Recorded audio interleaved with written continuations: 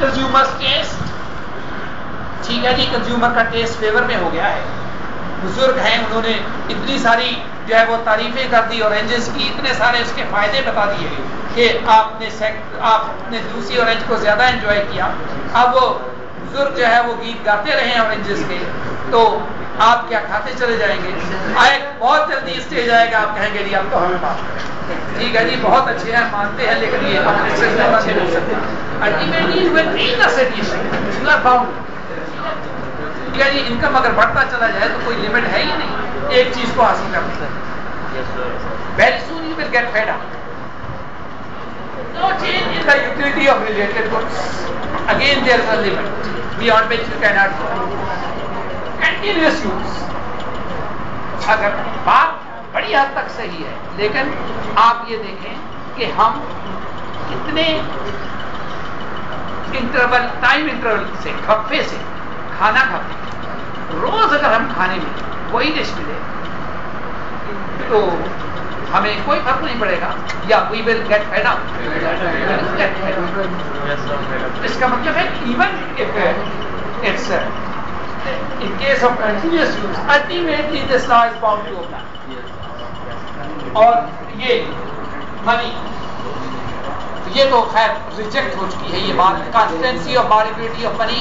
Martial इसका इसरार कि लॉ ऑफ डिमिनिशिंग मॉडिफिलिटी का मनी पर अप्लाई नहीं, जो है वो एप्लीकेशन नहीं होती। In fact it's wrong.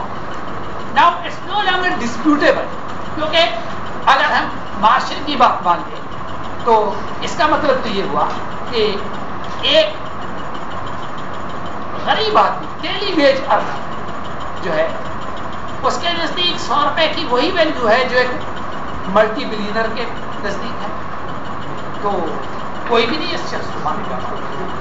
इनकम बढ़ती है तो ठीक है, आदमी फेडअप कभी नहीं होता पैसे से, मजीद पैसा आता रहे वो कहता है ठीक है वापे आ।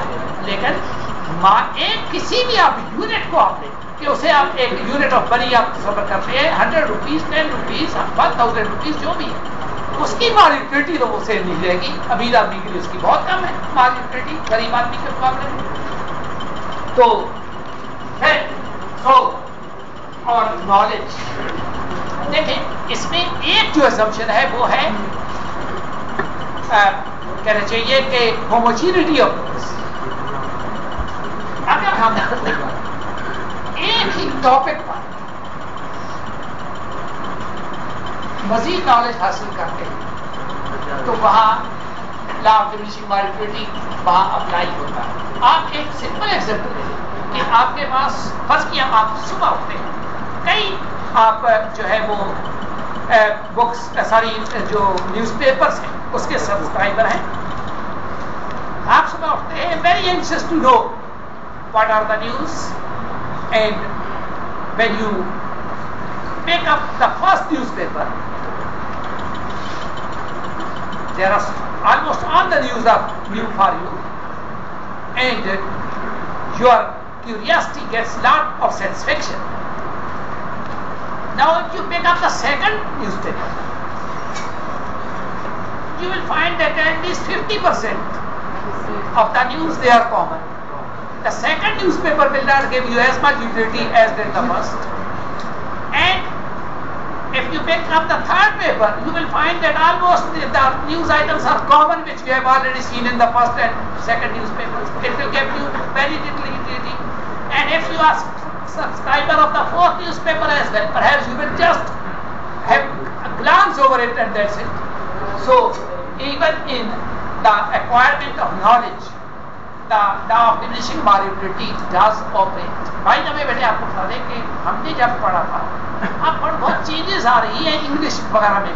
पहले बड़ी बहुत पास चीज़ों के मामले में बड़ी सटलिटी जो है वो उसको ऑब्जर्व किया जाता था कि फलां लफ्ज़ जो है उसका अगर दो सिनोनिम्स हैं तो उनके यूज़ में अगर फ़र्क है तो उस फ़र्क को बड़ा एम्फसाइज किया जाता है।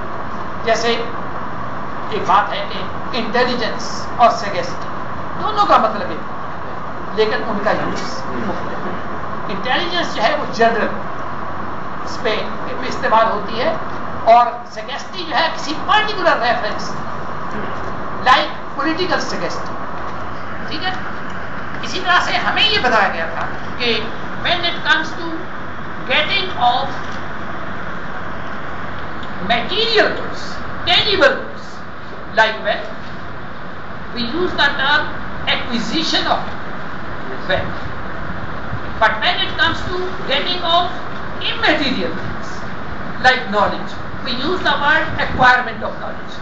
But now the two words they are used interchangeably. बिल्कुल अब वो बिल्कुल मैंने रीडर डाइजेस्ट तक में देखा है, अब इसमें बस बिल्कुल कहीं पर जो है वो एक्विजिशन, कहीं पर एक्वायरमेंट। अब एक्वायरमेंट जो है वो बिल्कुल मटेरियल गुड्स के लिए भी वैसे इस्तेमाल किया